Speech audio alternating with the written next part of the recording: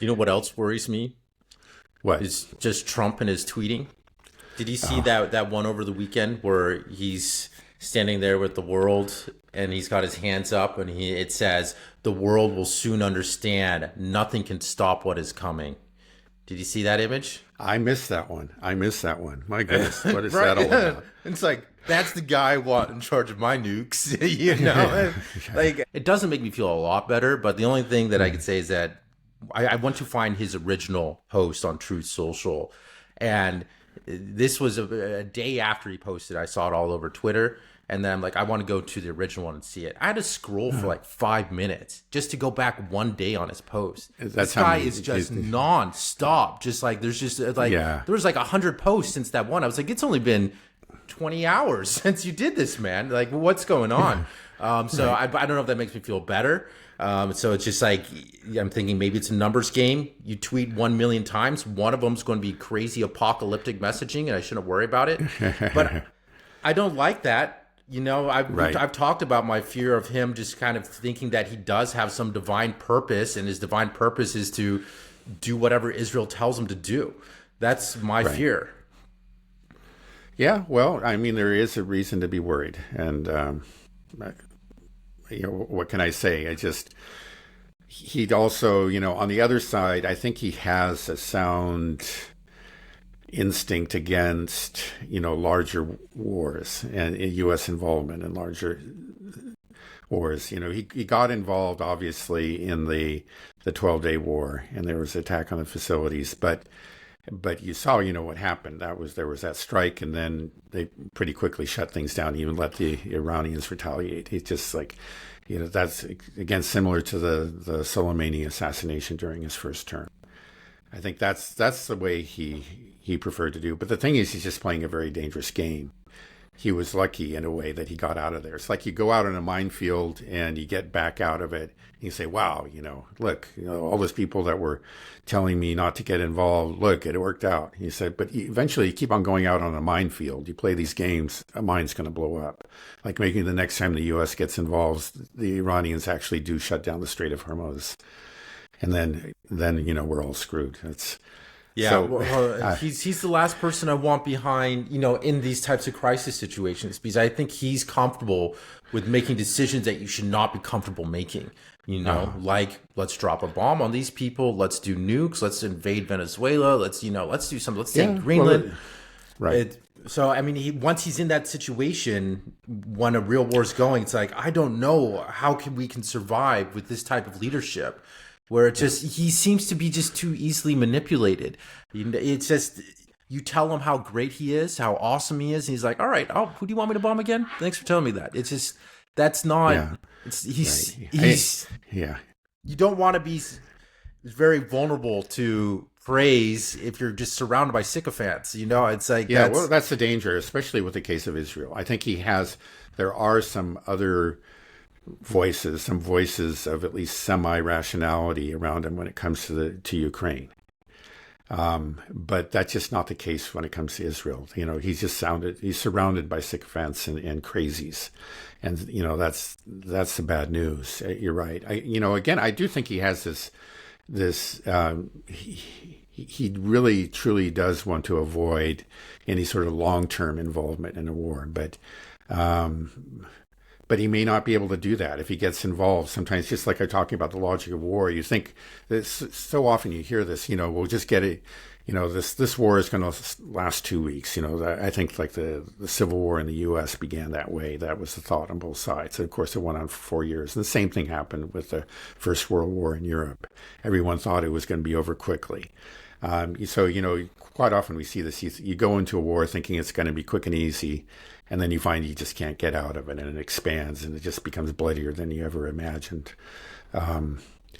And there's always the danger of that happening in the Middle East. It's just like for the time being, he got out of this pretty quickly, and I think it actually, improved his standing with his base and so forth. But if he gets bogged down, and it could happen, I mean, again, military bases get hit, American soldiers are killed, the Gulf the Strait of Hormuz is shut down, and then all of a sudden there are huge consequences, and the pressure to actually commit even more forces is there.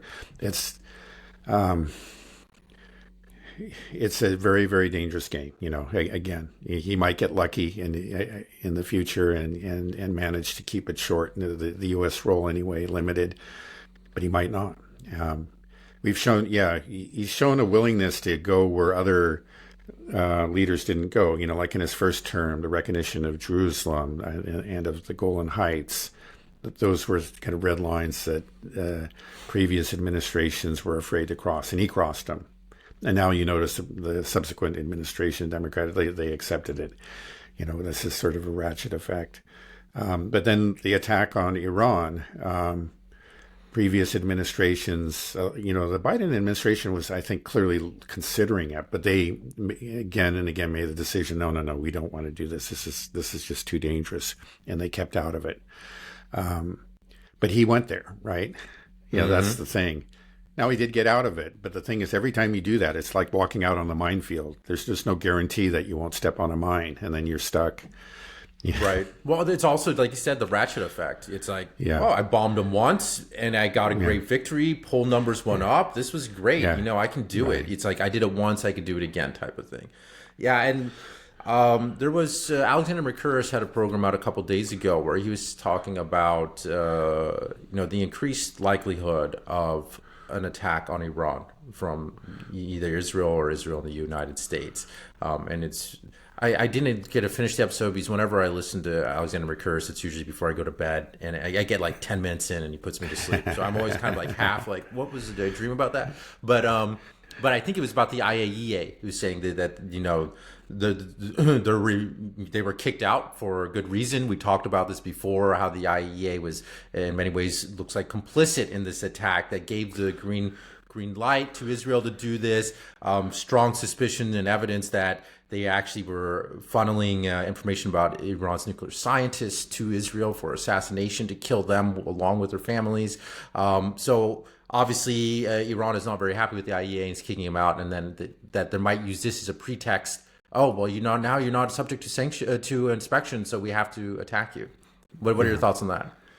Yeah, I don't think we're there yet. The thing is, it's potentially that will happen. But, I think as I pointed out in an earlier episode, that we're not hearing that kind of rhetoric from either the Americans or the Israelis themselves. You can see how that might happen, but first of all, there is a big obstacle to it, and that is that Trump himself is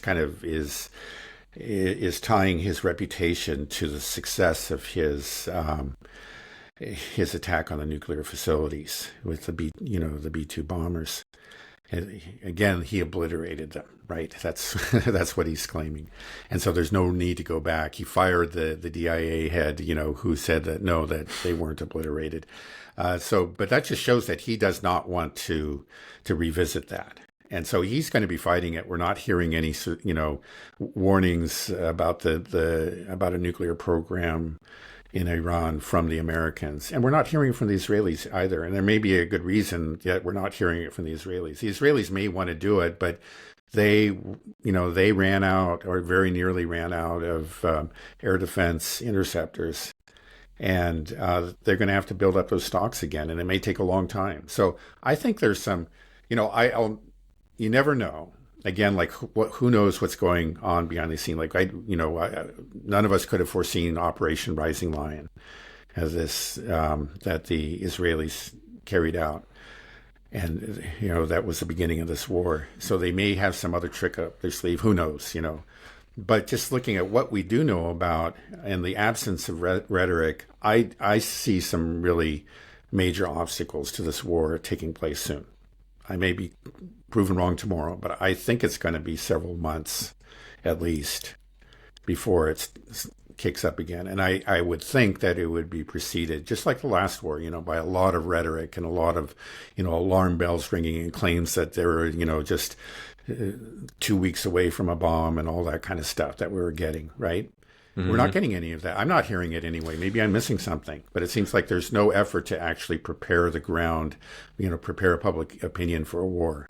So I don't see it happening. If we start hearing those, then I'll change my mind. I may change my mind, but I'm just not hearing it yet.